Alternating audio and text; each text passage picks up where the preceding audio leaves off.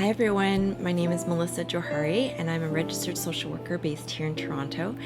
It is mid-July 2020 and this is the second video of my relationship series. So in this video I'm going to talk about conflict resolution.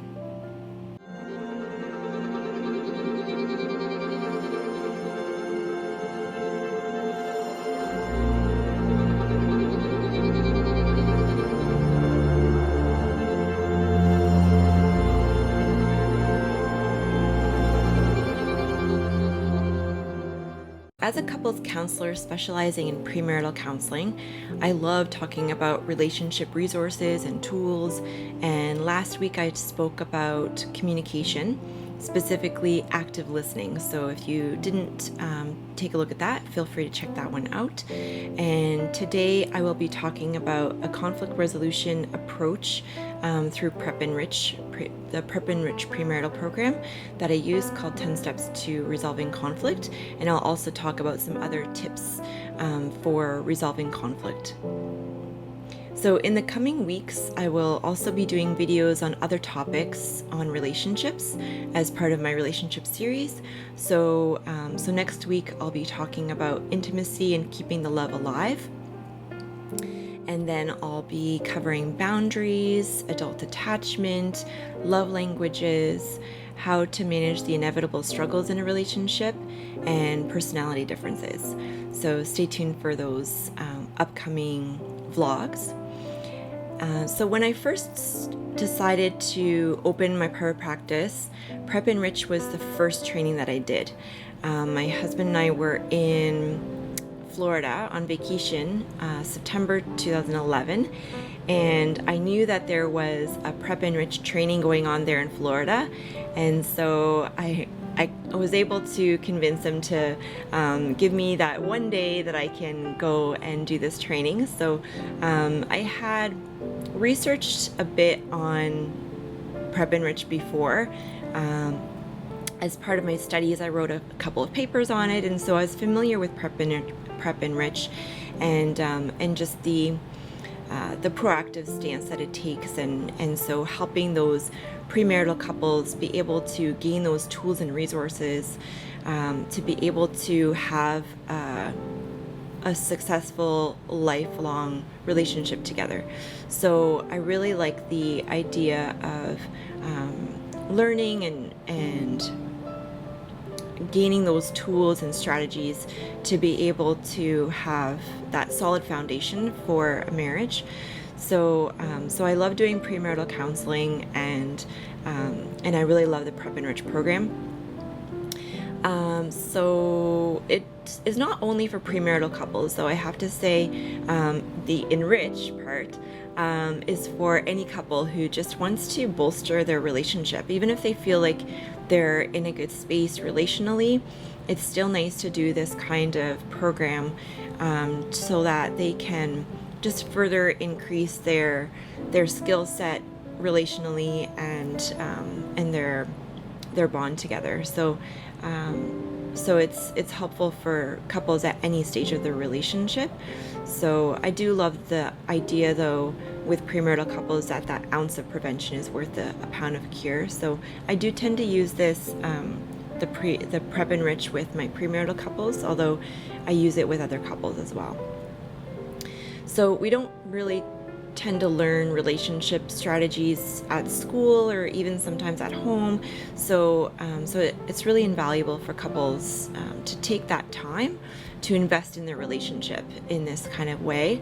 And there are those tools that help to kind of navigate those inevitable challenges that the couple will face at some point in time. So in this vlog, I'll be sharing some conflict resolution strategies, including taking a time out, apologizing, and my favorite conflict resolution exercise that I use with my couples, the 10 steps to conflict resolution. So that's part of the Prep Enrich program. And then just a side note, I'm not going to be talking about it too much in this vlog, but Gary Chapman also has a book on apology languages. So he's famous for the book 5 Love Languages, which I'll actually be covering in an upcoming vlog. But There's also another book that he had written on the apology languages, and there are different kinds of ways to apologize to your partner, and all are different ways that the partner feels heard, feels understood, and feels more at peace with certain kinds of apologies. So feel free to look at that as a resource as well in terms of apologizing specifically. So that's by Gary Chapman. So just to talk about the different kind of conflict resolution strategies that I'll be covering today, I'd like to give an example. So this is actually, it was kind of perfect timing that this happened so that I can give this example in this vlog. But yesterday my dad came over because I've been meaning to wallpaper my dining room wall, and then day before yesterday, he offered to come and do it yesterday. So I cleared my morning and I got the wall prepped by painting it, and then I was waiting for him to come to wallpaper it, and then we were just kind of getting started, and then we were getting into an argument about how to do that first panel, like that first crucial panel. So we were getting into an argument about that. And then I had to leave. Like, I was under a time constraint because I had an appointment. It was actually my own counseling session by video, and I had to leave for this appointment. So I had to, like, in the midst of this like argument, in the midst of this wallpaper project, I had to leave and go do this session. So anyways, if you ever want to actually get into a conflict with a loved one, just try hanging wallpaper together or doing some kind of home renovation together, because inevitably there would be some kind of argument or disagreement. So anyways, I had my session.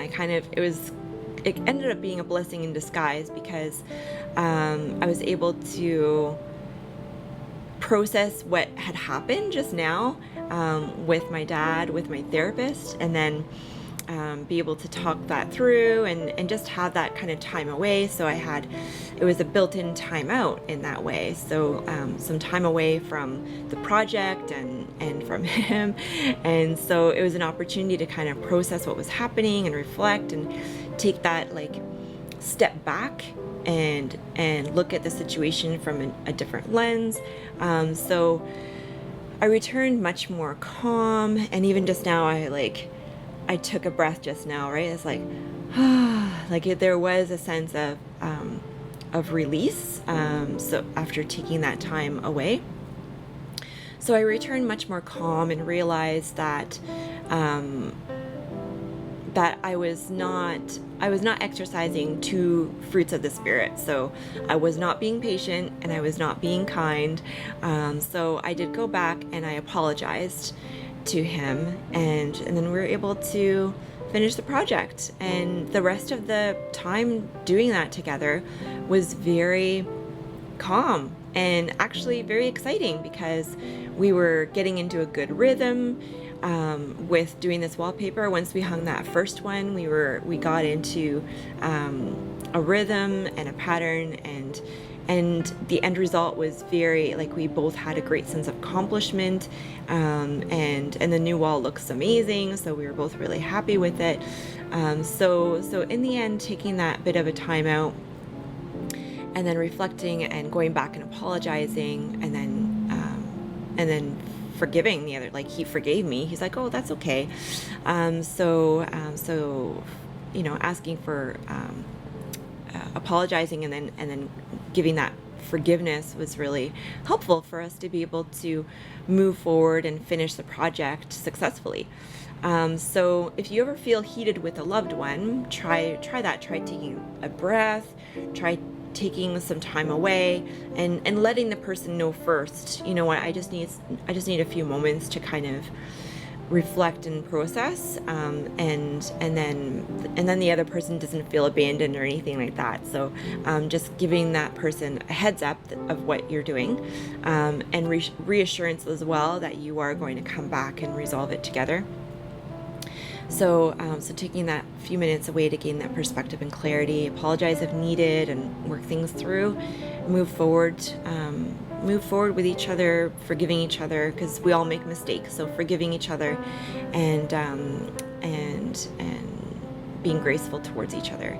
So if you've done all that and there's still this like point of contention between the two of you, if there's a larger kind of disagreement, then when you're calm, try these 10 steps to conflict resolution. So again, this is from the Prep Enrich program. So this is how I use it. So there's 10 steps. So step 1 is deciding on a good time and place to have that discussion. So it's important that you don't do it when one of you is in a rush or tired or hangry or distracted. Excuse me. So really making sure that you have that protected space and time to be able to work things through and talk about it, and have this, like, devote the time that you need to be able to talk this through. And then step 2 is figure out what the actual problem is and describe it in detail in one sentence. So sometimes even just that by itself is helpful, because sometimes each person might be arguing about something else. They might be actually upset about something else. So so you're not kind of in line in terms of what the actual problem is.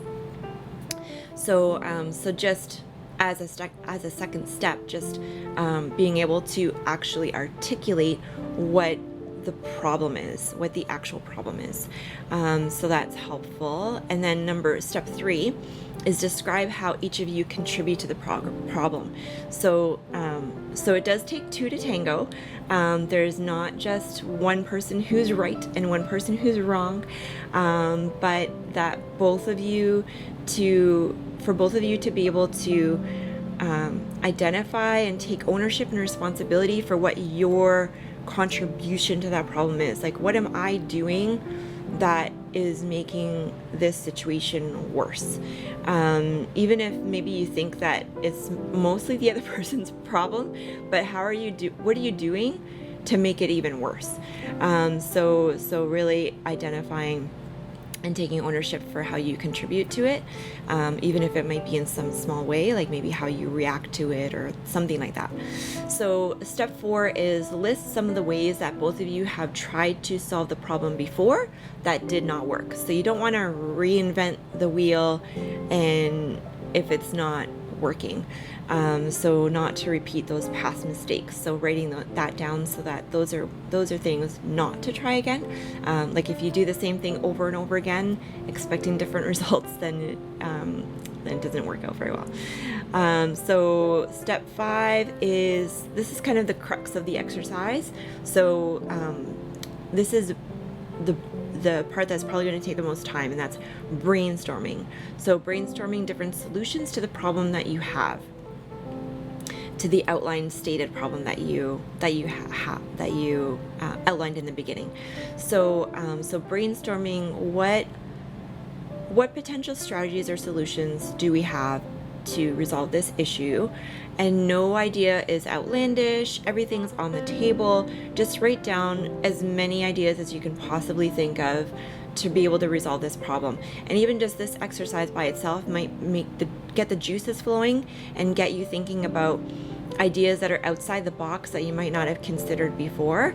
But just being able to kind of throw everything out there, as much as it might kind of at first seem bizarre or not really useful, but just throw it out there anyways, because that's what helps to get the juices flowing. Step 6 is look at each of the brainstormed items and then discuss the pros and cons of each one. And step 7 is then deciding which solution that you want to try. And sometimes it is actually a combination of a couple of different solutions, like they fit together. So just deciding on a solution or a set of solutions to try. So agreeing on that. And then step 8 is figuring out how each of you, that's right, it takes 2 to tango again, how each of you will help with that solution, that decided upon solution, what each of you will do as steps to work on that solution. And then step 9 is arrange a follow-up meeting to discuss the progress that you made. So, so if, let's say, the strategy that you decided on will take a couple weeks to kind of see if it works or not, then when you're in that initial meeting together where you're brainstorming and all that, set up the next follow-up meeting for a couple weeks from now. So actually put it into both of your agendas, so that it's not forgotten or missed, because if it's not booked, then it probably won't happen. So just book in that follow-up appointment with each other. I know it sounds weird to say appointment, but that follow-up meeting with each other when you actually have that first meeting together. So, so agreeing on the date and time and location of that follow-up meeting. And then step 10, the last one, is at the follow-up meeting, discuss how the solution went, what was successful about it, or maybe what fell short. So, and then congratulate each other on a job well done. If you feel like, you each took those steps that you agreed to and you saw some movement, some result, then, pat each other on the back for a job well done, congratulate each other on that effort. And if there's anything that still needs improvement, kind of going back to maybe the brainstormed activities to see if there's anything else that you can do to help to further rectify the situation. And then that follow-up session also is helpful if that solution that you implemented didn't work, then that follow-up meeting is important then to figure out what happened, like where did it fall apart, or what happened that made it not as successful as we had hoped that it would be. And then again, going back to that your brainstormed list to figure out maybe another strategy, and then repeat the steps again in terms of following up with another follow-up session to then see how that solution went. So that is conflict resolution, some tips and strategies, and I hope that was helpful. Let me know if there's any other relationship videos that might be useful to you. And thank you for watching. If you have any other requests for other videos outside of relationship stuff, then feel free to email me directly, and feel free to like or follow or subscribe or share depending on what platform you're seeing this on. However, do be aware of confidentiality risks given that this is a public platform. So thank you so much for watching, and I hope you have a great rest of the day, and God bless and be well. Thank you.